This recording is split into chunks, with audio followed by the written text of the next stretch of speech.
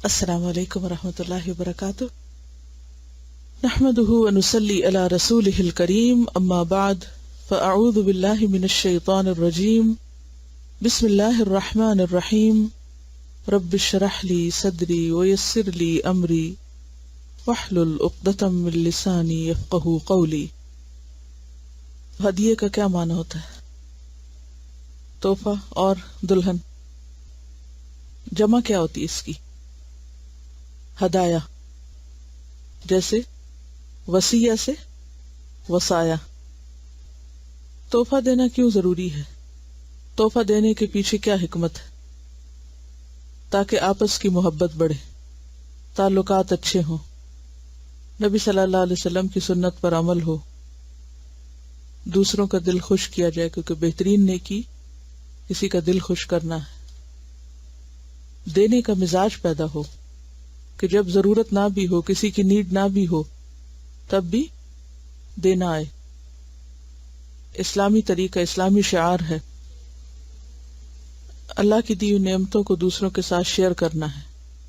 خیر کرنے سے ہی خیر پلٹتی ہے. آپ کسی کو محبت دیں گے تو محبت ملے گی. تحفہ دینا اصل میں کیا ہے؟ محبت دینا ہے. اجنبیت دور ہوتی ہے، باہمی قربت پیدا ہوتی ہے، اچھے تعلقات بھی مزید مضبوط ہوتے ہیں. تعلقات ایسی چیز نہیں کہ ایک دفعہ آپ نے گرہ لگا لی تو بس وہ لگ گئی اور اس کے بعد دوبارہ اس کو درست کرنے کی یا قائم رکھنے کی ضرورت نہیں. انسانی بونڈنگ ہمیشہ مسلسل نگہداشت کا تقاضا کرتی ہے. انسانی تعلقات کیا چاہتے ہیں؟ نگہداشت. نگہداشت کا کیا معنی؟ کیئر. جب آپ مفعلہ میں جاتا ہے ہادہ یہادی تو پھر کیا ہوتا ہے؟ باہم مل کے کھانا کھانا اپنا اپنا لا کر.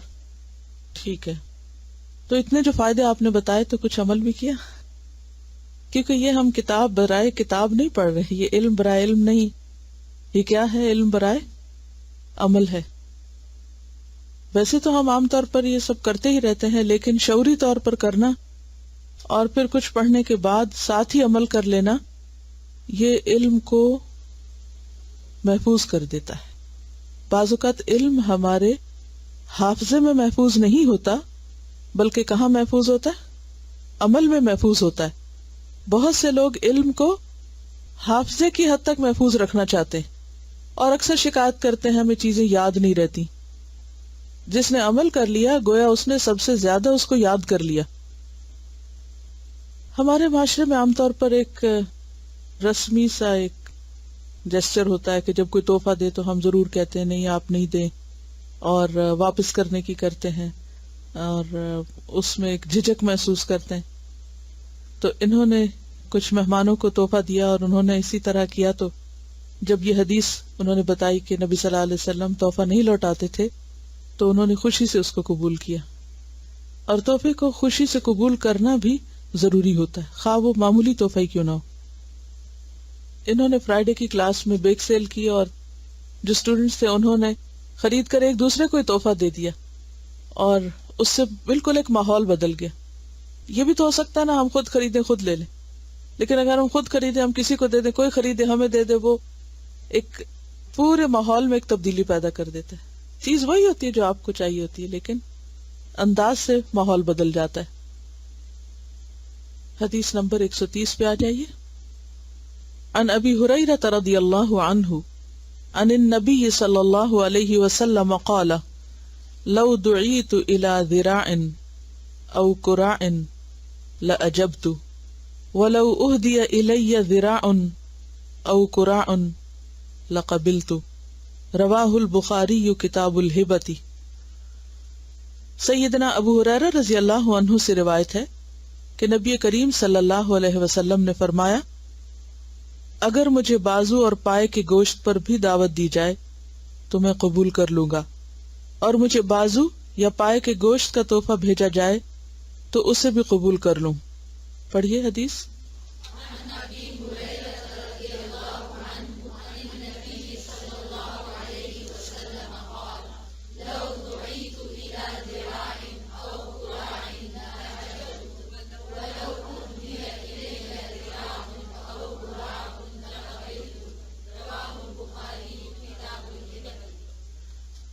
عن ابی ہریرہ، ابو ہریرہ سے روایت ہے رضی اللہ عنہ، عن النبی، نبی صلی اللہ علیہ وسلم سے روایت ہے، قال، لو اگر، دعیت، میں بلایا گیا، دعوت دیا گیا، یعنی مجھے دعوت دی گئی، الی طرف، ذراع، ذراع کہتے ہیں بازو یا دستی کو، دستی کے گوشت کی طرف، یعنی کسی نے اگر بکرے کی دستی پکائی ہوئی ہو، او قرآن یا پائے پکائے ہوں، لأجبت، البتہ میں دعوت قبول کر لوں گا۔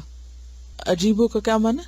قبول کرو، جواب دو، یعنی لأجبت تو میں جواب دوں گا، یعنی دعوت قبول کر لوں گا۔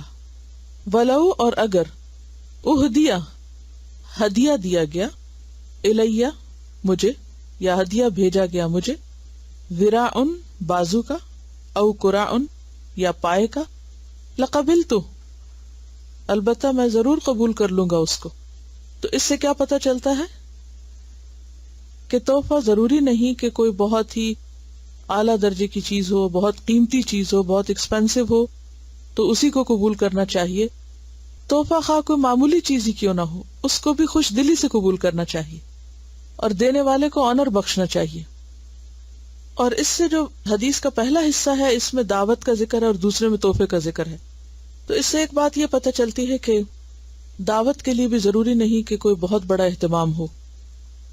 بعض اوقات انسان کی اتنی حیثیت نہیں ہوتی، بعض اوقات اس کے پاس وقت نہیں ہوتا، افورڈ نہیں کر سکتا کسی اعتبار سے، تو اس صورت میں جو بھی میسر ہو، جو بھی مہیا ہو، اسے آفر کر دینا چاہیے۔ ہم بعض اوقات شرماتے رہتے ہیں، یہ بھی کوئی دینے کی چیز ہے، یہ بھی کوئی کھلانے کی چیز ہے۔ ضروری نہیں کہ کوئی بہت اچھی چیز ہو تو وہی کھلانے کی ہے، بات یہ ہے کہ اصل چیز ہے وہ نیت اور ارادہ اور مقصد جو اس کے پیچھے۔ اور یہ بھی ہو سکتا ہے کہ بعض اوقات کسی دوسرے کو معمولی چیز سے بہت فائدہ پہنچے، اور ہمارے کلچر میں تو پائے پکانا اور پائے کا تحفہ بھیجنا ایک بڑی بات ہے، اور شاید اس کی اصل یہی ہو، اوریجنلی وہیں سے ہی یہ چیز چلی ہو کہ نبی صلی اللہ علیہ وسلم کا پسندیدہ تحفہ تھا یا آپ نے اس کو اپریشیٹ کیا۔ لیکن یہاں سمبولکلی بھی اگر اس بات کو لیں کہ چھوٹی سی چیز پر بھی شرم محسوس نہیں کرنی چاہیے، نہ دینے والے کو اور نہ ہی قبول کرنے والے کو، دونوں طرف سے اس کا استقبال ہونا چاہیے اور اس کو اپریشیٹ کرنا چاہیے۔ There was this friend of mine، اس کو بہت ہی شوق تھا کہ اس کو لوگ گفٹس وغیرہ دیں۔ She enjoyed it, she liked it very much۔ تو ایک مرتبہ اس کے میں گھر تھی اور سب لڑکیاں وغیرہ اس کے لیے گفٹس وغیرہ لائی ہوئی تھی، تو کچھ گفٹس تھے they weren't like that good، تو she said کہ it's the thought that counts، and it really struck me کہ واقعی it's the thought that counts، کہ اس شخص نے کچھ سوچا کہ آپ کو وہ گفٹ دے، نہیں کہ اس چیز پر جائیں آپ کہ وہ ہے کیا۔ یعنی بنیادی چیز اور مقصد کیا ہے کہ یہ احساس دلانا ایک دوسرے کو کہ ہم ایک دوسرے کے لیے کیئر کرتے ہیں، ہم تمہارے بارے میں سوچتے ہیں، یا اس خود غرضی کو ختم کرنا جو عام طور پر پیدا ہو جاتی ہے لوگوں میں، خصوصاً جب کسی کے پاس کچھ مال آتا ہے یا زیادہ اس کو ملنے لگتا ہے تو اس کی ہرس اسی اعتبار سے بڑھنے لگتی ہے، تو اس ہرس کو اور بخل کو بھی ختم کیا جا رہا ہے۔ اب دیکھیے کہ بہت پرتکلف کھانے جو ہے نا وہ انسان پکانے میں تھکتا بھی ہے اور اس سے وہ خوشی نہیں آتی جو ایک سادہ اور معمولی اور باقی کھانے کے قابل جو کھانا ہوتا ہے اور جو انسان کو فائدہ دے اس سے آتی، اور اس میں بے تکلفی بھی زیادہ ہوتی۔ جب آپ کسی کو بہت پرتکلف کھانے پہ بلاتے ہیں تو اس کا اثر کیا ہوتا ہے، جو آنے والا ہوتا ہے وہ بھی تکلف میں پڑ جاتا ہے، اس کو بھی ایک گھبراہٹ ہوتی ہے۔ لیکن جب آپ بہت کھلے دل سے چاہے معمولی چیز ہو خوشی سے دوسرے کے سامنے لا کے رکھ دیتے ہیں تو اس سے کیا ہوتا ہے، دوسرا بھی بے فکر ہو کے بے تکلف ہو کے کھانا شروع کر دیتا ہے۔ پکا تو انسان کچھ بھی سکتا ہے لیکن مجبور نہ کسی کو کرے۔ ہو سکتا ہے کہ دوسرے کو کوئی چیز نہ کھانی ہو، بعض اوقات ایسا بھی ہوتا ہے نا کہ ہم ایک چیز بہت مشکل سے بہت محنت کر کے پکاتے ہیں اور دوسرے کے لیے وہ قابل استعمال نہیں ہو سکتی، اب ہم پکا لیتے ہیں، بعض اوقات پھر اتنا اصرار کرتے ہیں کہ دوسرا تکلیف میں آ جاتا ہے۔ اور جہاں تک پائے وغیرہ کا تعلق ہے تو اس کے بارے میں نبی صلی اللہ علیہ وسلم نے خاص طور پر خواتین کو تلقین کی تھی کہ کوئی پڑوسن اپنی پڑوسن کو ہدیہ بھیجنے میں برا نہ مانے، خواہ وہ بکری کا کھوری کیوں نہ ہو. یعنی اس کو بھی چھوٹا نہیں سمجھنا چاہیے، حقیر نہیں سمجھنا چاہیے. ترمذی کی ایک روایت ہے کہ جس میں آپ صلی اللہ علیہ وسلم نے فرمایا کہ 3 چیزیں ایسی ہیں کہ جن کو رد نہیں کرنا چاہیے: تکیہ، تیل اور دودھ. تینوں ضرورت کی چیزیں ہیں نا. ایک صحابی تھے ظاہر، وہ بدو تھے، دیہات میں رہتے تھے. جب وہ نبی صلی اللہ علیہ وسلم کی ملاقات کے لیے آتے تو وہ گاؤں کی چیزیں لے کر آتے، اور آپ صلی اللہ علیہ وسلم جب وہ لوٹتے یعنی ظاہر واپس جاتے تو انہیں شہر کی چیزیں ساتھ دے کر بھیجتے. 2 طرفہ خوشی کا موقع، کیونکہ آپ جس علاقے یا شہر میں رہتے ہو وہاں کی چیزیں آپ کے لیے معمولی ہو جاتی ہیں، چاہے کسی شہر میں ہو یا کسی گاؤں میں ہو، اور جب وہ دوسری جگہ لے جائی جاتی ہیں تو وہاں بہت قیمتی ہو جاتی ہیں، بہت امپورٹنٹ ہو جاتی ہیں، خواہ وہ معمولی چیز ہی کیوں نہ ہو. تو اس اصول پر بھی عمل کرتے ہوئے بعض اوقات سامان کس لیے ہم لوگوں کا زیادہ ہو جاتا ہے، صرف ایک علاقے کی چیزیں دوسرے میں لے جانے سے اور دوسرے کے پہلے. آپ لوگ جب بھی ٹریول کرتے ہوں گے تو ہمیشہ سامان کا مسئلہ ہوتا ہے. حالانکہ وہ چیزیں جہاں آپ لے جاتے ہیں وہاں بھی مل جاتی ہیں، اور جو لے کر آتے ہیں وہ یہاں بھی مل جاتا ہے، لیکن اس کے باوجود وہ جو اٹھانے کی خوشی اور لے جانے کی اور تردد کرنے کی، وہ ایک عجیب ہی اس میں لذت ہے. اسی لیے ہمیشہ لدے ہوئے جاتے ہیں اور لدے ہوئے آتے ہیں. تو یہ بھی شو کرتا ہے کہ آپ دوسروں کی کیئر کرتے ہیں، آپ نے دوسروں کو یاد رکھا. تو ایک شہر یا ایک علاقے سے دوسرے میں لے جانا اور وہاں سے پلٹانا یا ایکسچینج کرنا چیزوں کا، یہ بھی ہمارے نبی صلی اللہ علیہ وسلم کی سنت ہے. اس سے پہلے اگر آپ مصیبت کے مارے یہ کام کرتے رہے تو آئندہ سے آپ اس کو خوشی کے ساتھ سنت سمجھ کے کریں، تاکہ وہ کام بھی ہو جائے اور اجر اور ثواب بھی محفوظ ہو. مقصد اگر سامنے ہو تو وہی کام جو ہے اس کا اثر بدل جاتا ہے. دیکھیے ہر چیز حدود کے اندر اور نارمل طریقے سے ہی اچھی لگتی. اب اگر کوئی آپ کو ایسے گفٹ دے رہا ہے اور دیتا ہی چلا جا رہا ہے جو کہ ایک مشکوک عمل لگتا ہے، تو ایسی صورت میں اس سے براہ راست بات کر لینی چاہیے.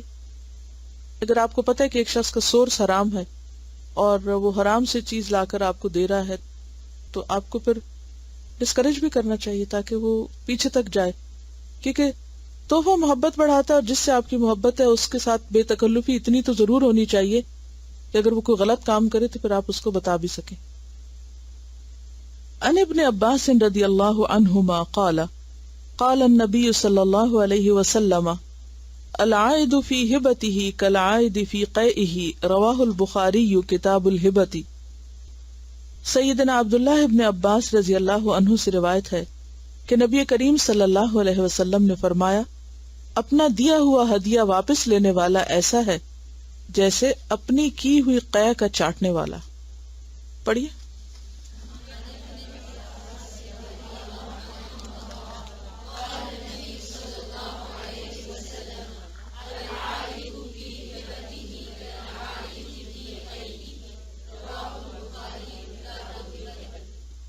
لفظی ترجمہ. ان ابن عباس، ابن عباس سے روایت ہے رضی اللہ عنہما، قال کہا، قال النبی فرمایا نبی صلی اللہ علیہ وسلم نے، العائد لوٹنے والا، عاد یعود عودن سے، فی ہبتہ اپنے تحفے میں یعنی تحفہ واپس لینے والا، کالعائدی مانند لوٹنے والے کے ہے، فی قیئہ اپنی قے میں، یعنی جیسے کوئی شخص قے نکال کے واپس منہ میں ڈال لے، تو یہ اسی طرح کا عمل کیا ہے، تحفہ دے کر پھر اس کو واپس اپنے پاس دوبارہ لے لے.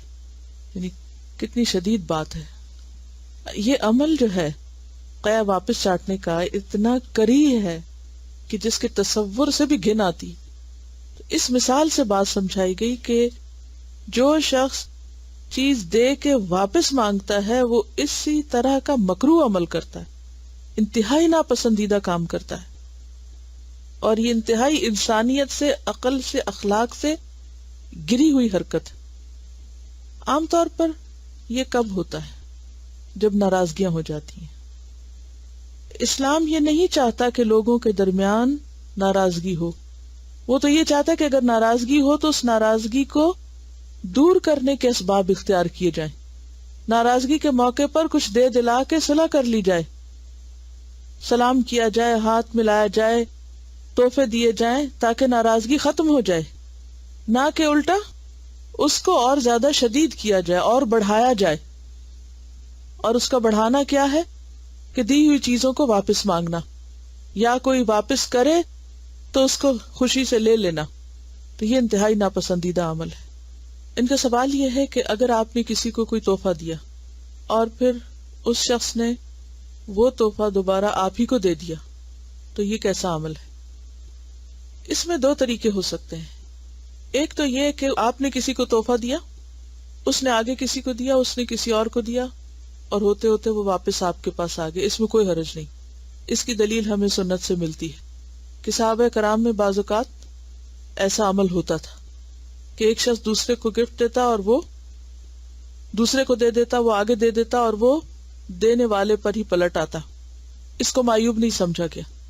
اب یہ دینے والے پر اگر ایک پورا چکر کاٹ کے واپس آ گیا تو یہ شخص چاہے تو خود استعمال کر لے اور چاہے تو آگے دے دے.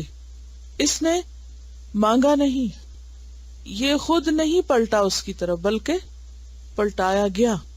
دوسری صورت یہ ہے کہ آپ نے کسی کو دیا اور وہ بھول گیا کہ آپ نے دیا تھا، اور جب کوئی اور موقع آیا تو اس نے جب تحفے دینے چاہے تو جو آپ نے دیا تھا وہ دوبارہ آپ کے حصے میں آ گیا، کیونکہ اس نے اس کے مائنڈ میں، بیک اپ مائنڈ یا اس کے کانشیس میں انکانشیسلی وہ یہ سمجھ رہا تھا کہ آپ اس تحفے کے لائق ہیں، لہذا اس نے پلٹا دیا. ایسے میں اگر آپ کو یہ محسوس ہو کہ اس نے بھول کے آپ کو پلٹایا ہے تو اسے احساس نہ دلائیں، لے لیں. اب ایک اور صورت یہ ہے کہ ایک شخص کو آپ نے کچھ دیا، اس کے پاس لوٹانے کے لیے کچھ نہیں، وہ بھی کچھ دینا چاہتا ہے اور وہ کہتا ہے کہ میں نے آپ کو تحفہ قبول کیا، اب آپ اس کو میری طرف سے تحفہ لے لیں. تو ایسی صورت میں اس کا دل رکھنے کے لیے لیا جا سکتا ہے. یہاں جس چیز کی ممانعت ہے وہ یہ ہے کہ انسان کسی کو چیز دے، پھر کوئی ناراضگی ہو یا پھر اس کا دل چھوٹا ہونے لگے، جیسے بچوں کا عام طور پہ ہوتا ہے کہ پہلے کسی کو کوئی چیز دے دیتے، پھر تھوڑی دیر کے بعد لڑائی ہوتی، پھر کہتے میری چیز نکالو. کبھی سنا دیکھا ہے یہ، نکالو میری چیز. تو جو بڑے لوگ بچوں کی طرح لڑتے ہیں، کئی بڑے ہو کر بھی بڑے نہیں ہوتے، وہ بڑے ہو کر بھی بچے رہتے ہیں، تو جو بچوں کی طرح لڑتے ہیں اور پھر یہ کہتے ہیں نکالو میری چیز، واپس دو مجھے وہ جو میں نے فلاں فلاں چیز دی تھی تمہیں، تو اس صورت میں ایسی اگر کوئی صورت ہے تو وہ سخت ناپسندیدہ ہے. مثلاً اگر شوہر نے اپنی بیوی کو اچھے وقت میں کوئی تحفہ دیا اور پھر بعد میں حالات خراب ہو گئے، تو قرآن کا حکم کیا ہے؟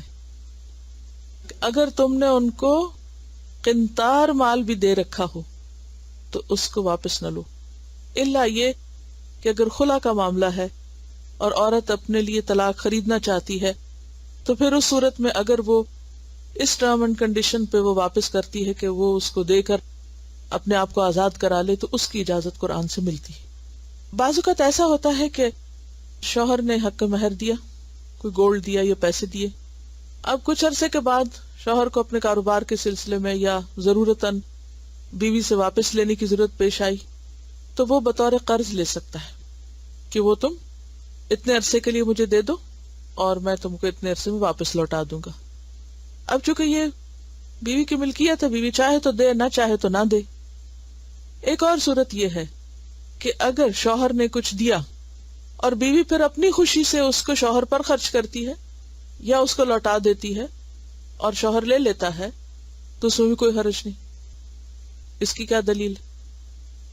ہنی ام مریا، کہ اگر بیوی خوش دلی سے اس کو معاف کر دے تو اس کو خوش دلی سے استعمال کر لو، تو ایسی صورت میں اجازت ہے. تو اس سے پتہ یہ چلتا ہے کہ یہاں جس چیز کی ممانعت ہے وہ کیا ہے؟ دراصل ناراضگی اور فساد. بعض اوقات انگیجمنٹ وغیرہ ہوتی ہے اور اس میں بہت ایکسپینسو گفٹس بھی دیے جاتے ہیں اور پھر کسی وجہ سے اگر انگیجمنٹ باقی نہیں رہتی تو گفٹس لوٹا دیے جاتے ہیں، اور بعض اوقات اگر لوٹائے نہ جائیں تو بہت اصرار سے مانگے بھی جاتے ہیں. اس سلسلے میں کچھ حتمی بات تو نہیں کہہ سکتی، لیکن اگر عمومی طور پر اس اصول کو سامنے رکھیں کہ گفٹ دے کر واپس نہ لیا جائے تو واپسی کی بات نہیں بنتی. لیکن چونکہ یہ ایک خاص مقصد کے تحت گفٹ دیا گیا تھا، اور اگر وہ مقصد ہی باقی نہیں رہا تو پھر اس ایکسپینسو گفٹ پر حق بھی نہیں رہتے. ایک گفٹ وہ ہوتا ہے نا کہ جو محض گفٹ ہوتا ہے، اور ایک وہ ہوتا ہے جو ایک خاص موقع کی مناسبت سے ایک عہد کی پختگی کے نشانی، اس کو نشانی عام طور پہ کہتے ہیں. یہ گفٹ نہیں ہوتا، یہ نشانی ہوتی ہے. تو اس میں شاید گنجائش نکلتی ہو کہ پھر وہ اگر آگے نہیں ساتھ چلنا تو دونوں ایک دوسرے سے الگ ہونے کے لیے وہ نشانیاں واپس کر دیں، کیونکہ وہ ہونے والے شوہر کی طرف سے ایک نشانی تھی، ایک سمبولک گفٹ تھا. اب چونکہ وہ اس کے ساتھ آئندہ نکاح میں نہیں آنے والی اور اس کا کوئی تعلق آپس میں کسی قسم کا باقی نہیں رہے گا، تو ایسی چیزیں بھی پھر بہتر ہے کہ واپس ہی چلی جائیں. لیکن اگر کوئی اس کو استعمال کر چکا ہے یا وہ اب دینے کی پوزیشن میں نہیں ہے تو ایسی صورت میں پھر دینے والے کو، یعنی جس کی وہ چیزیں تھی، اس کو واپس لیتے ہوئے بہت شدید اصرار بھی نہیں ہونا چاہیے. یعنی آپس میں باہم فہم تفہیم سے ہی معاملہ حل ہو جائے تو بہتر ہے. اور اس کا اصل حل تو یہ ہے کہ ہر چیز اعتدال میں کی جائے، منگنیوں کو شادیوں کے پیرالل نہ کر لیا جائے. کیونکہ افسوس یہ کہ ہم مسلمانوں کے اندر اب ایسی بدعات رواج پا چکی ہیں اور ایسی چیزیں اتنی اہم ہو گئی ہیں کہ جن کا دین میں کوئی کانسیپٹ نہیں. ٹھیک ہے کہ بات پکی ہونے کے موقع پر ہدایہ کا ایکسچینج کر لیا جائے، لیکن وہ بھی ایسے نہیں ہونے چاہیے کہ جو ایک دوسرے پر بوجھ بن جائے یا محض رسم دنیا ہی ہو. اس میں چھوٹی موٹی چیزوں کے بھی ایکسچینج ہو سکتا ہے. یعنی کیا ضروری ہے کہ اس موقع پر ہیرے کی انگوٹھی دی جائے جو بعد میں وبال جان بن جائے. عن جابر بن عبداللہ قال قال رسول اللہ صلی اللہ علیہ وسلم من اعطی عطاء فوجد فلیجز به فإن لم يجد فلیثن به فمن اثنى به فقد شکرہ ومن کتمہ فقد کفرہ. رواہ ابی داود کتاب الادب.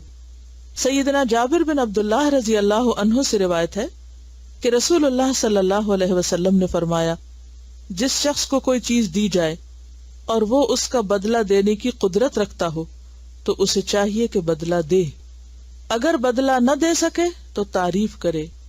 جس نے تعریف کی اس نے شکر ادا کیا، اور جس نے چھپایا اس نے ناشکری کی. عربی پڑھیے.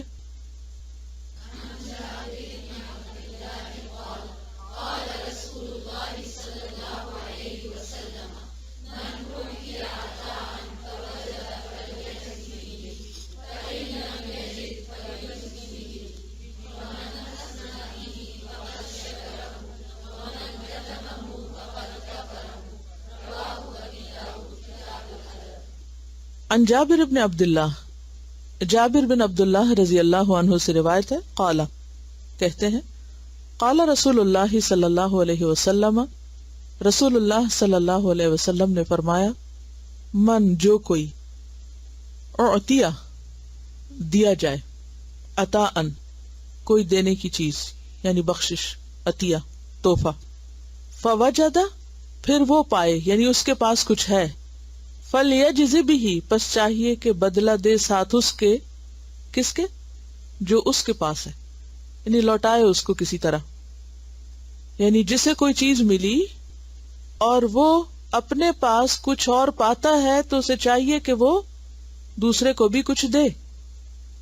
فإن لم یجد پھر اگر وہ نہ پائے، یعنی جس نے تحفہ لیا اس کے پاس دینے کو کچھ بھی نہیں. بعض اوقات ایسا ہوتا ہے نا کہ آپ کسی ایسے شخص کو تحفہ دیتے ہیں جس کے پاس دینے کے لیے کچھ ہے ہی نہیں. اب وہ کیا کرے؟ ایسے میں وہ بہت برڈن فیل کرتا ہے نا کہ مجھے اتنا قیمتی تحفہ ملا، اب میں کیا کروں، میں تو لوٹا نہیں سکتا، دے نہیں سکتا. تو ایسی صورتحال کا بھی حل بتایا گیا. فإن لم یجد اگر وہ نہ پائے، فلیثن بہ پس چاہیے کہ تعریف کرے اس کی، کس کی؟ تحفہ دینے والے کی. تحفہ لانے والے کی تعریف کرے. کہاں؟ اس کے سامنے بھی اور اس کے پیچھے بھی. یعنی اس کا دل کسی طرح خوش کرے، اس کی قدردانی کرے، اس کا اظہار کرے کہ اس نے میرے ساتھ احسان کیا ہے. فمن اسنا بھی، تو جس نے اس کی تعریف کر دی، فقد شکرہ، تو اس نے اس کا شکر ادا کر دیا، شکریہ کر دیا. یعنی تعریف کرنا بھی دراصل کیا ہے؟ تھینک فل ہونا. ومن کتمہ، اور جس نے اس کو چھپا دیا. کس کو؟ اس کے نیک عمل کو، اس کی خیر اور بھلائی کو، اس کے احسان کو. فقد کفرہ، پس تحقیق اس نے اس کی ناشکری کی.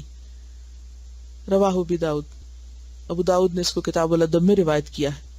اس سے کیا پتہ چلتا ہے کہ حل جزاء الاحسان الا الاحسان، کیا احسان کا بدلہ احسان کے سوا کچھ اور ہو سکتا ہے؟ یعنی احسان کا بدلہ احسان ہی کی شکل میں ہونا چاہیے. اب وہ احسان کس طرح کا ہو؟ ضروری نہیں کہ چیز کے اعتبار سے برابر کا ہو. یعنی بعض اوقات کوئی شخص آپ کو کوئی مادی چیز دے کے، کوئی مٹیریل دے کر آپ پر احسان کرتا ہے. آپ کے پاس جواباً مٹیریل نہیں ہے، آپ نہیں دے سکتے. اب دو چیزیں ہیں، یا تو یہ کہ پھر آپ کچھ بھی نہ کریں اور یہ سوچے کہ میں تو کچھ دے نہیں سکتا، میرے پاس تو کچھ ہے نہیں. اور دوسرا یہ ہے کہ آپ زبان سے بدلہ دیں. اور زبان سے بدلہ کیا ہے؟ تعریف کرنا. یہاں اس بات کی بھی آپ کو اچھی طرح سمجھ آ جائے گی کہ محض کسی کی تعریف کرنا برا نہیں ہوتا، تعریف کی جا سکتی. وہ ایک حدیث ہے نا جس میں تعریف کرنے سے روکا گیا ہے، منع کیا گیا ہے. تو بعض لوگ اس کو بہت ریجڈلی فالو کرتے ہیں اور کسی کی اچھائی اور کسی کی بھلائی اور کسی کی خیر کا کہیں کوئی ذکر نہیں کرتے، اور اگر کوئی اور کر رہا اس کو بھی منع کرتے ہیں کہ نہیں، تعریفیں کر کے بگاڑنا نہیں چاہیے کسی کو، اور تعریف بالکل منع ہے. ایسا نہیں ہے. اگر آپ بخاری پڑھیں اس میں بھی کتاب الادب میں، تو آپ کو بہت اچھی طرح بات واضح ہو جائے گی کہ کس تعریف سے منع کیا گیا، کتنی تعریف سے منع کیا گیا، کس موقع کی تعریف سے منع کیا گیا. وہاں جس تعریف سے منع کیا گیا ہے وہ خوشامد ہے، مبالغہ آرائی ہے. اور ایسے موقع کی تعریف کہ جس میں انسان کے اندر تکبر پیدا ہو یا اس کے اندر بگاڑ پیدا ہو. مثلا آپ اپنے بچے کو اچھے کام پر اپریشیٹ کرتے ہیں، اس سے اس کو انکریجمنٹ ملتی ہے، وہ خوش ہوتا ہے، مزید کام میں آگے بڑھتا ہے. ہوتا ہے نا ایسے. اور بعض اوقات آپ کو پتا ہوتا ہے کہ اگر میں نے یہاں تعریف کی تو یہ بگڑ جائے گا، تو اس موقع پر آپ تعریف کو کیا کرتے ہیں؟ روک لیتے ہیں. تو موقع کی مناسبت اور ضرورت کے تحت کسی بھی کام کا کرنا ناجائز نہیں ہوتا. پھر اسی طرح یہ کہ جھوٹی تعریفیں نہیں کرنی چاہیے.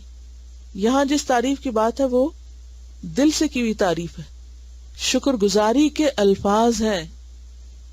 یعنی یہ جو آگے کی بات ہے نا اس حدیث کی، وہ اس تعریف کے مقصد کو بھی واضح کر رہی ہے. اور وہ کیا ہے؟ شکر گزاری، تھینک فل ہونا. اور یہ انتہائی اہم ہے.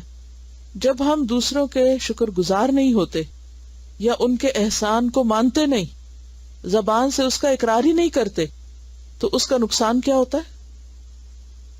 دوسرے کے دل میں جگہ نہیں بنتی. یعنی کسی نے آپ پر احسان کیا اور آپ نے مڑ کے ذکر ہی نہیں کیا. بعض اوقات آپ اس کے سامنے نہیں بھی کہہ سکتے، ایسا موقع ہوتا ہے آپ کو شرم آتی ہے، آپ نہیں کہہ سکتے. تو آپ کے پاس بہت سے اور موقع ہو سکتے ہیں جہاں اس کی غیر حاضری میں، اس کی غیر موجودگی میں، اس کے جاننے والے، اس کے چاہنے والوں کے سامنے اس کی تعریف کریں. تو یہ بھی ایک انداز ہے شکر گزار ہونے کا. تو کسی کے تحفے کی قدردانی بے حد ضروری ہے، خواہ وہ معمولی تحفہ ہو، خواہ آپ قدردانی جواباً تحفہ دے کے کریں یا اچھے الفاظ ادا کر کے کریں، شکریہ ادا کر کے کریں. اگر قدردانی نہ کی جائے تو تحفہ دینے کا مقصد فوت ہو جاتا ہے، وہ محبت تو نہیں بڑھتی نا. پھر اصل میں ہمارے پاس چیزیں آ بہت گئی ہیں، اس لیے بھی ہم ناقدرے ہو گئے. چوائس بہت بڑھ گئی، سلیکشن بڑی زبردست ہو گئی، لہٰذا کوئی معمولی چیز تو ہم کو پسند ہی نہیں آتی. لہٰذا کوئی کچھ بھی ہم پر احسان کرے ہمیں پتہ ہی نہیں چلتا کہ وہ احسان ہوا، اسے ہم الٹا بوجھ سمجھنے لگتے ہیں. تو اگر ہم تحفے کا مطلب یاد رکھیں تو پھر سلیکشن بھی تحفے کی ویسے ہی ہوگی اور دینے کا انداز بھی ویسا ہوگا اور واقعی وہ محبت بڑھانے والا بھی ہوگا. کیونکہ ہمیں تحفے کا مطلب ہی یاد نہیں رہتا، لہٰذا ہم صرف اس کو ایک خانہ پوری کرتے ہیں، کیا مجبوری ہے دینا ہے لہٰذا جو بھی آئے ہاتھ میں دے ڈالو. اس حدیث سے یہ بات بھی پتہ چلتی ہے کہ تحفہ ضروری نہیں کہ مادی شکل میں ہو، بلکہ غیر مادی چیزوں کا بھی تحفہ ہو سکتا ہے جس میں اچھے الفاظ، تعریف اور شکریہ کے الفاظ ہیں. اسی طرح علم کا تحفہ بھی تحفہ کہلاتا ہے، یعنی کسی کو علم سکھانا جو ہے وہ بھی تحفہ ہے. گویا کسی کی تربیت کرنا، اسے مینرز سکھانا، اس کو اچھی بات بتانا، یہ بھی ایک تحفہ ہے. اس سلسلے میں ہم دیکھتے ہیں حضرت ابن عباس کا طرز عمل. ابن عباس کون تھے؟ مفسر قرآن، نبی صلی اللہ علیہ وسلم کے چچا کے بیٹے. عن ابن عباس رضی اللہ عنہ انہ قال لرجل الا اتحفک بحدیث تفرح بها. ابن عباس رضی اللہ عنہ نے ایک شخص سے کہا، کیا میں تمہیں ایک ایسی حدیث کا تحفہ نہ دوں جس سے تم خوش ہو جاؤ؟ ایک حدیث کا تحفہ دوں جس سے تم خوش ہو جاؤ. اب یہاں لفظ اتحف کا آیا ہے جس کا معنی ہی تحفہ ہے، اور تفرح بہا کا معنی کیا ہے کہ تحفہ ہوتا ہی کس لیے ہے؟ خوش کرنے کے لیے. کیونکہ بعض لوگوں کو مادی چیزوں سے کوئی خاص دلچسپی نہیں ہوتی، ہر شخص کی چوائس فرق ہوتی ہے نا. کسی شخص کو چیزیں اچھی لگتی ہیں اور کسی کی دلچسپی علم سے ہوتی ہے، کسی کو کتاب اچھی لگتی ہے، کسی کو کپڑے اچھے لگتے ہیں، کسی کو کھانے کی چیز اچھی لگتی ہے. تو ہر شخص کی چوائس فرق ہوتی ہے، اور جن لوگوں کے آپ قریب رہتے ہیں ان کا آپ کو اچھی طرح پتہ چل جاتا ہے کہ اس کو کیا چیز اچھی لگتی ہے. تو چونکہ تحفے کا مقصد دوسرے کو خوش کرنا، لہذا سلیکشن کے وقت یہ بے حد ضروری ہے کہ انسان اس مقصد کو پورا کرنے والی چیز لے یا دے. لے سے مراد بازار سے یا جہاں سے بھی لے رہا، اور دے سے مراد جس کو دینا ہے. تو اس میں حضرت ابن عباس جس کو دے رہے ہیں اس کے بارے میں ان کو پتا ہوگا کہ یہ شخص علم کا حریص ہے. اسے کہتے ہیں کیا ایک حدیث کا تحفہ نہ دوں جس سے تم خوش ہو جاؤ گے؟ قال بلا، کہنے لگا کیوں نہیں، ضرور. قال، ابن عباس نے کہا، اقرأ تبارک الذی بیدہ الملک، تبارک الذی بیدہ الملک پڑھا کرو. وعلمھا اہلک، اور اسے اپنے اہل و عیال کو سکھاؤ، اس کو بھی تعلیم دو، وہ بھی پڑھیں. وجمیع ولدک، اور اپنی ساری اولاد کو، سب بچوں کو بھی سکھاؤ. وصبیان بیتک، اور اپنے گھر کے بچوں کو، اپنی اولاد کو، اور ہو سکتا ہے اولاد کی اولاد ہو یا اور گھر میں بھائیوں کے بچے یا ادھر ادھر کی ایکسٹینڈڈ فیملی اور وہ ساری برادری کا، ان کو بھی سکھاؤ. وجیرانک، ہمسایوں کو بھی سکھاؤ. فإنها المنجیۃ، کیونکہ وہ نجات دلانے والی ہے، بچانے والی ہے. والمجادلۃ، اور جھگڑنے والی ہے. تو جادلو او تخاصمو، جو جھگڑا کرے گی، یوم القیامت، قیامت کے دن، عند ربہا، اپنے رب کے پاس، لقارئہا، اس کے پڑھنے والے کے لیے. سورۃ الملک اپنے پڑھنے والے کے لیے قیامت کے دن اپنے رب کے پاس جھگڑے گی کہ یا رب اس شخص کو بخش دو، کیونکہ یہ سورت کو پڑھا کرتا تھا، اور عذاب قبر سے بھی بچانے والی ہے، آگ سے بچانے والی ہے. تو اس سے کیا پتہ چلتا ہے یہ کس قسم کا تحفہ تھا؟ علم کا تحفہ. تو بعض اوقات آپ کسی کو مال کا تحفہ دیتے ہیں، بعض اوقات تعریف کا تحفہ دیتے ہیں، شکریہ کے الفاظ کا تحفہ دیتے ہیں، علم کا تحفہ دیتے ہیں، کوئی اچھی بات کسی کو سکھاتے ہیں، لیکن مقصد وہی ہے کہ دوسرا خوش ہو جائے. اور پھر آپ دیکھیے کہ ابن عباس صرف یہ نہیں کہتے کہ اچھا یہ لو تحفہ اور یہ سورت پڑھ لو، بلکہ کیا کہتے ہیں؟ صحابہ کا انداز بھی یہاں پتہ چلتا ہے کس قدر حریص تھے علم کو پھیلانے کے. ڈیٹیل میں بتاتے ہیں، اس کو خود پڑھو، اپنی بیوی کو سکھاؤ. علمھا اہلک، اہل سے مراد یہاں بیوی. اور جمیع ولدک، سارے بچوں کو، یہ نہیں کہا ولدک، کہا سارے بچوں کو. وہ صبیان بیتک، گھر کے سارے بچوں کو. وہ جیرانک، ہمسایوں کو بھی. بچے کو کون؟ کوئی جاہل رہے گا؟ کوئی بھی نہیں رہے گا.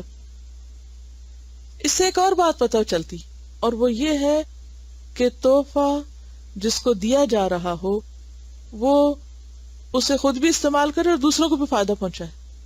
بعض اوقات کیا ہوتا ہے کہ مثلاً گھر میں کسی ایک شخص کو تحفہ مل رہا ہے، کوئی تحفہ لایا، کوئی کھانے کی چیز لائے کچھ. اب کیا ہے، کوئی مثلا بیمار ہے اس کے لیے کوئی تحفہ آتا ہے یا کسی مناسبت سے، تو اب کیا ہوتا ہے وہ اگر اس کو لے کر صرف اپنے لیے خاص کر لے تو اس سے بھی کیا ہوتا ہے، جو آس پاس والے ہیں ان کا دل چھوٹا ہوتا ہے. تو ہونا کیا چاہیے، کوئی گفٹ آئے اسے کھولے اور اگر دوسروں کو آفر کر سکتے کریں. مثلاً کسی نے پرفیوم دیا آپ کو، کھولے اس کو اور سب پہ چھڑک دیں، سب خوش ہو جائیں گے. تو یہاں بھی اگر کوئی علم کی بات پتہ چلی تو آگے شیئر کریں، وہ بھی خوش ہو جائیں گے. تو ان خوشیوں کو بانٹنا چاہیے، زندگی کے بوجھ ہلکے ہو جاتے ہیں. بعض اوقات آپ کسی کی خدمت کر کے بھی خدمت کا تحفہ بھی دے سکتے ہیں، کمپنی دے سکتے ہیں. اصل میں اسلام مزاج یہ پیدا کرنا چاہتا ہے کہ لو بھی اور دو بھی. لو تاکہ دو، ویسے نہیں دیتے ہو تو اس طرح دو، کیونکہ جب تک انسان دیتا نہیں، بخل ختم نہیں ہوتا، اس وقت تک دل کھلتا نہیں، اور جب دل کھلتا نہیں، دل بڑا نہیں ہوتا تو تعلقات اچھے ہو ہی نہیں سکتے. When we were just discussing about Ibn Abbas radiallahu anhu, his tradition that he went to a person and said, should I not give you a gift of hadith? So I was remembering this previous Ramadan, what we did was with our neighbors who were non-Muslims, we gave them all gifts, like we wrapped a few things up and then we wrote their name and whatever, and we said this is the Eid gifts for you and whatnot. I remember one of our neighbors is a Jehovah's Witness, a very strict Jehovah's Witness. They didn't accept the gift and they said that in our religion we don't accept gifts from other people. And just going through that tradition of Ibn Abbas, I just realized how important it is to give gifts, because this is the way you communicate with other people. And it's the way that you can teach other people. Like, for example, that gentleman, he refused to accept that gift. So I was thinking, there's no other way I can teach him about Islam because he won't accept anything from me. So in that sense, we have to be open. بات ہوئی تھی non Muslims کو تحفہ دینے کی، اور صحابہ کرام کے طرز عمل سے ہمیں یہ پتہ چلتا ہے کہ وہ صرف مسلمز کو ہی نہیں، نان مسلمز کو بھی تحفے دیا کرتے تھے. بہقی کی روایت ہے، الادب المفرد میں ہے، عبداللہ ابن عمر رضی اللہ عنہ کے بارے میں کہ انہ ذبحت لہ شاۃ، ان کے لیے ایک بکری ذبح کی گئی. فجعل یقول لغلامہ، تو اپنے غلام سے کہتے رہے، بار بار کہتے رہے، اہدیت لجارنا الیہودی، اہدیت لجارنا الیہودی، کیا تم نے ہمارے یہودی پڑوسی کو تحفہ بھیجا ہے، ہمارے یہودی پڑوسی کو تحفہ دیا ہے. یعنی گھر میں جیسے عام طور پر کوئی چیز آتی ہے تو ہمسایوں کا حق کیا ہے کہ ان کے ساتھ بھی شیئر کی جائے. اب بعض اوقات ہمسائے نان مسلم ہوتے ہیں، تو عبداللہ ابن عمر کا طرز عمل کیا ہے، بکری ذبح ہو رہی ہے اور کسی کی فکر نہیں، بار بار کہہ رہے ہیں وہ یہودی ہمسائے کو دی کہ نہیں دی. اس سے کیا پتہ چلتا ہے کہ دین کو آگے پہنچانے کے لیے بے حد ضروری ہے کہ ہم صرف مسلمانوں ہی کو نہیں بلکہ نان مسلمز کو بھی ہدیے دیں. اور پھر انہوں نے یہ حدیث کوٹ کی، سمعت رسول اللہ صلی اللہ علیہ وسلم یقول، عبداللہ ابن عمر کہتے ہیں کہ میں نے رسول اللہ صلی اللہ علیہ وسلم کو کہتے ہوئے سنا، ما زال جبریل یوصینی بالجاری حتی ظننت انہ سیورثہ، کہ جبریل مسلسل مجھے ہمسائے کے ساتھ اچھا سلوک کرنے کی وصیت کرتے رہے، تاکید کرتے رہے، یہاں تک کہ میں سمجھا کہ اب عنقریب وہ اس کو وارث بھی بنا دیں گے، کہ وہ وارث بن جائے گا ہمارے مال کا. اتنی زیادہ تاکید کہ اس کو دو. لیکن عام طور پر جو ہدیے دیے جاتے ہیں نان مسلمز کو، وہ ان کی جو سیلیبریشنز ہوتی ہیں یا ان کے خاص مواقع ہوتے ہیں ان کے اوپر دیے جاتے ہیں. تو اس میں آپ دیکھیے کہ جو ایسے مذہبی مواقع ہیں کہ جو آپ سمجھتے ہیں کہ ان کے پیچھے کانسیپٹ درست نہیں، تو ان میں شریک نہیں ہونا چاہیے. ہاں، آپ اپنے مواقع کے اعتبار سے ان کو دے سکتے ہیں، جیسے ابھی رمضان کی بات ہوئی تھی یا عید کی بات ہے یا کسی اور موقع پر، یا عام حالات میں بھی موقع نہ بھی ہو تو آپ گفٹ بھیج سکتے ہیں. لیکن ایسی چیزیں جو سراسر اصول کے خلاف ہوں ان کو اپریشیٹ کرنا اور انکریج کرنا درست نہیں. تو ہدیہ جو ہے رشتہ داروں کو، گھر کے افراد کو، دوستوں کو، اور اس کے علاوہ ہمسایوں کو اور ہمسایوں میں سے نان مسلمز کو بھی دیا جا سکتا ہے اور دینا چاہیے. اب اگر آپ کے پاس ایک چیز ہو اور ہمسائے دو ہوں یا زیادہ ہوں تو کیا کیا جائے؟ ان عائشہ قالت، حضرت عائشہ روایت کرتی ہیں، کہتی ہیں، قلت یا رسول اللہ، میں نے کہا ہے اللہ کے رسول صلی اللہ علیہ وسلم، ان لی جارین، میرے دو پڑوسی ہیں، فإلی ایہما اہدی، میں ان میں سے کس کو تحفہ بھیجوں؟ قال الی اقربہما منک بابا، اس کو جس کا دروازہ تم سے قریب تر ہو، جس کا ڈور کلوزسٹ ہے، اس کو دو، یعنی جو فاصلے میں کم ہے اس کا حق زیادہ ہے. نان مسلمز کو جہاں تک تحفہ دینے کی بات ہے تو ضروری نہیں کہ وہ صرف اہل کتاب ہوں، وہ مشرک بھی ہو سکتے ہیں، کوئی بھی ہو سکتا ہے کسی بھی دین میں، حتیٰ کہ ان کو کوئی دین نہ بھی ہو اس کو بھی دے سکتے ہیں. اور اس کے لیے بخاری کی ایک روایت ہے، حضرت عمر رضی اللہ تعالیٰ عنہ نے دیکھا کہ ایک شخص ایک ریشمی کپڑے کا جوڑا بیچ رہا ہے. انہوں نے رسول اللہ صلی اللہ علیہ وسلم سے عرض کیا کہ یا رسول اللہ صلی اللہ علیہ وسلم، آپ یہ جوڑا خرید لیجئے اور جمعے کے دن اور باہر کے لوگ جب آپ کے پاس آئے اس وقت پہنا کیجئے. یعنی خصوصی مواقع کی مناسبت سے آپ زیادہ قیمتی جوڑا ہے تو اس وقت پہنا کریں. آپ نے فرمایا یہ تو وہ پہنے گا جو آخرت میں بے نصیب ہے، یعنی مردوں کے لیے ریشمی لباس درست نہیں، اور اگر وہ دنیا میں پہنتے ہیں تو آخرت میں محروم رہیں گے. پھر ایسا ہوا کہ ایسے ہی کپڑے کے کئی جوڑے رسول اللہ صلی اللہ علیہ وسلم کے پاس آئے. آپ نے ان میں سے ایک جوڑا حضرت عمر کو بھیجا. انہوں نے عرض کیا یا رسول اللہ صلی اللہ علیہ وسلم، میں اسے کیوں کر پہنوں؟ آپ نے تو ریشمی جوڑے کے بارے میں ایسا اور ایسا فرمایا تھا. آپ نے فرمایا میں نے یہ جوڑا تمہیں اس لیے نہیں دیا کہ تم خود اس کو پہنو، بلکہ اس کو بیچ دو یا کسی اور کو پہنا دو، یعنی جو ریشم پہن سکتا ہے، مثلا گھر میں کوئی خاتون ہے. پھر حضرت عمر نے وہ جوڑا اپنے ایک مشرک بھائی کو جو مکہ میں تھے، ابھی اسلام قبول نہیں کیا تھا، انہیں تحفتاً بھیج دیا. تو اس سے کیا پتہ چلتا ہے کہ بعض اوقات آپ کو کوئی ایسا تحفہ بھی مل سکتا ہے کہ آپ کے لیے اس کا استعمال جائز نہیں، دینی اعتبار سے یا صحت کے اعتبار سے. مثلا اگر کوئی ڈائبیٹک ہے اور اس کو کوئی چاکلیٹ بھیج دیتا ہے تو اب آپ کو اس میں بیٹھ جائیں گے کہ اس نے کیوں بھیجی چاکلیٹ، اس کو کیا پتا کہ آپ کو کوئی بیماری. اور بعض اوقات پتہ بھی ہوتا ہے اور انسان سے بھول ہو جاتی ہے یا کوئی اور وجہ ہوتی، یا بعض اوقات انسان جب کسی کو تحفہ دے رہا ہوتا ہے تو اس کو مجبوری ہوتی ہے کہ کچھ اور دینے کو نہیں ہوتا، وہ کہتے ہیں چلو لے جاتے ہیں، وہ نہیں اس کے بچے کھا لیں گے، وہ کسی اور کو آگے دے دے گا. تو ایسا کیا جا سکتا ہے. یہ بعض اوقات آپ کسی کو ایسی چیز دے سکتے ہیں جو براہ راست اس کے کام کی نہیں بھی، لیکن وہ آگے اس کو کسی اور کو دے دے. تو اس حدیث سے یہ بات بھی پتہ چلتی ہے. مثلا اگر آپ کو کوئی ایسا کیک بھیج دے جس کے بارے میں آپ کو شک ہو کہ وہ حلال ہے یا حرام ہے، یا وہ پاک ہے یا ناپاک ہے، تو ایسی صورت میں آپ اسی کو لوٹانے کی بجائے کسی ایسے شخص کو دیں کہ جو اس کو کھا سکتا ہے.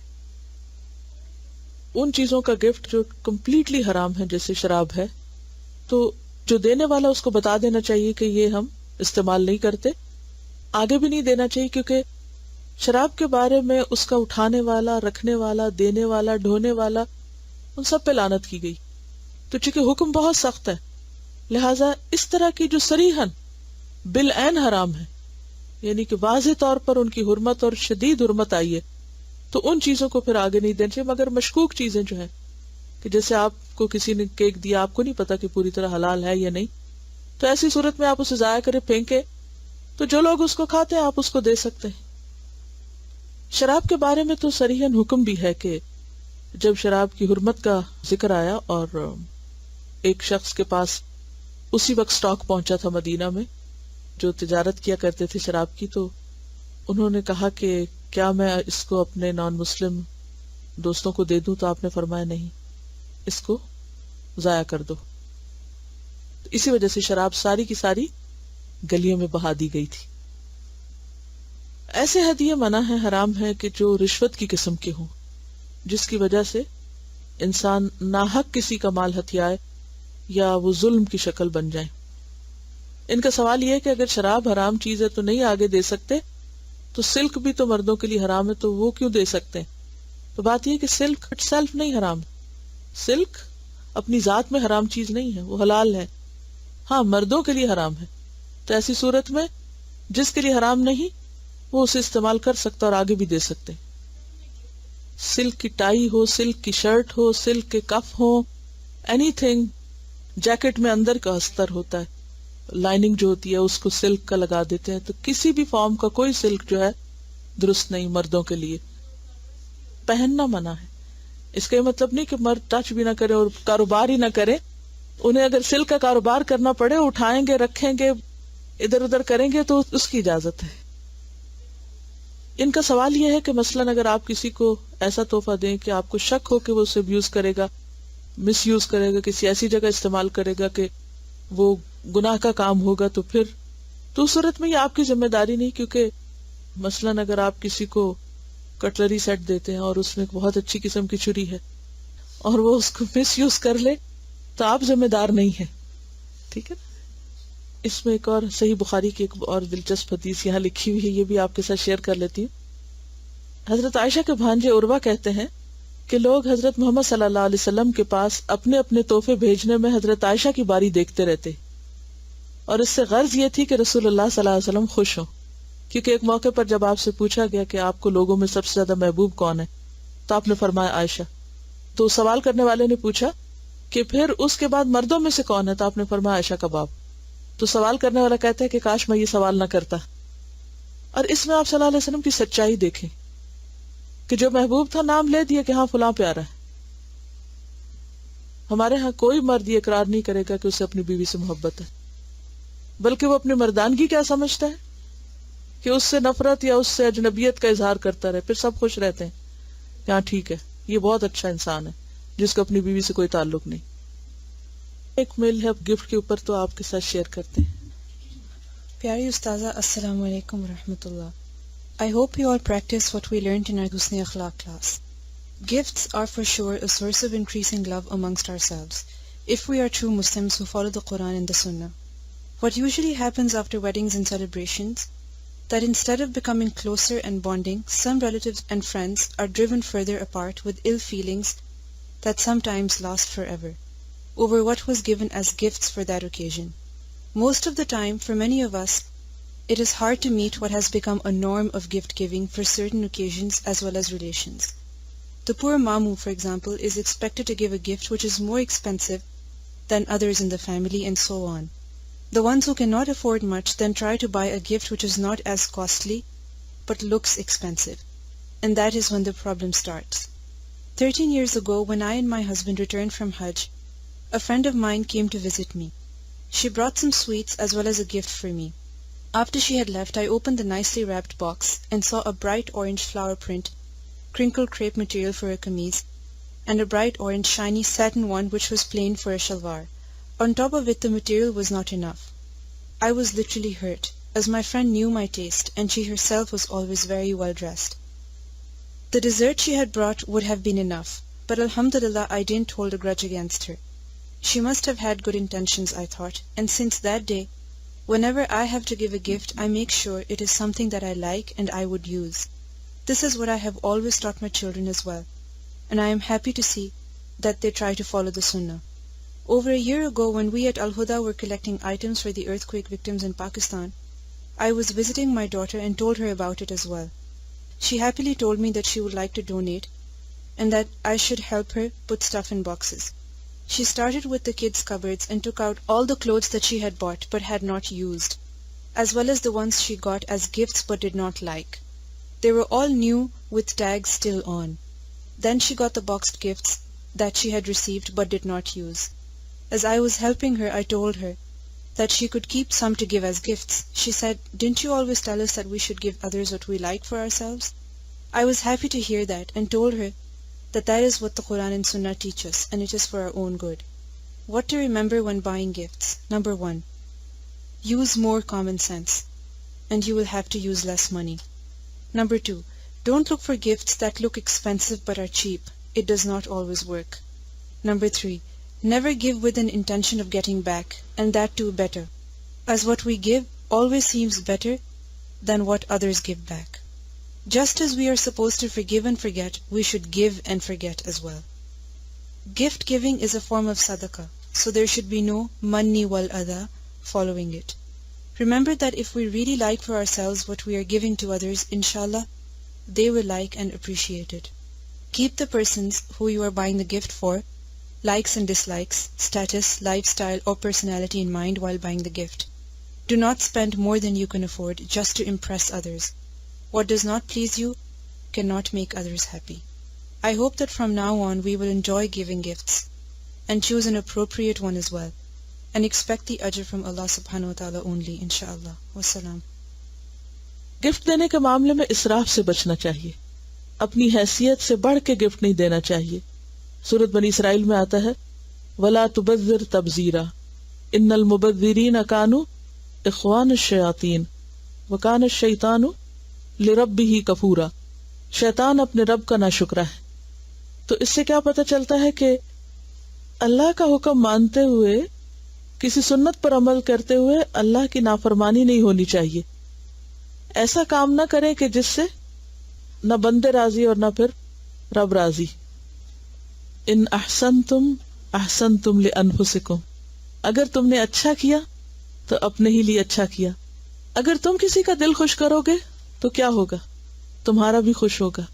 तुम किसी का भला करोगे, तुम्हारा भी होगा. तुम किसी की खैरखाही चाहोगे, तुम्हारी भी खैर होगी. तो बात यह है कि बाज़ औक़ात हम दूसरे के लिए वो नहीं चाहते जो अपने लिए चाहते हैं. नतीजा क्या होता है? हमें भी वो नहीं मिलता जो हम अपने लिए चाहते हैं. गिफ्ट्स के बारे में कुछ कोट्स भेजी, तो वो भी बहुत अच्छी अच्छी बातें उसमें लिखी हुई थी, क्योंकि कुरान और सुन्ना से तो आपने पढ़ लिया. कुछ और कोट्स भी आप देख लें. Generosity is giving more than you can, and pride is little than you need. You give but little when you give of your possessions. It is when you give of yourself that you truly give. If you have much, give of your wealth. If you have little, give of your heart. They who give have all. They who withhold have nothing.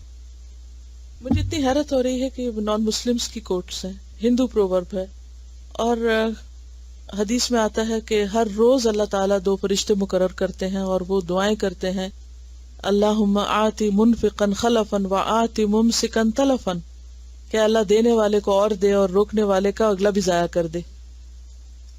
The gift of truth excels all other gifts. Gift जो है वो सिर्फ मादी चीजें नहीं, सच्चाई भी एक gift है, किसी के साथ सच्चा होना. The greatest gift is to give your enlightenment. To share it, it has to be the greatest. Health is the greatest gift, contentment the greatest wealth, faithfulness the best relationship. What we are is God's gift. What we become is our gift to God. The greatest gift you can give another is the purity of your intention. If a person gives you time, he can give you no more precious gift. The greatest gift that you can give to others is the gift of unconditional love and acceptance. The intuitive mind is a sacred gift, and the rational mind if a faithful servant. We have created a society that honors the servant and has forgotten the gift. Teaching should be such that what is offered is perceived as a valuable gift and not as a hard duty. A book is a gift you can open again and again. A good friend is the purest of all God's gifts, for it is a love that has no exchange of payment. Every problem has a gift for you in its hands. Inna ma'al usri yusra. So be positive all times. Subhanaka Allahumma wa bihamdika nashhadu an la ilaha illa anta nastaghfiruka wa natubu ilayk. Assalamu alaikum wa rahmatullahi wa barakatuhu.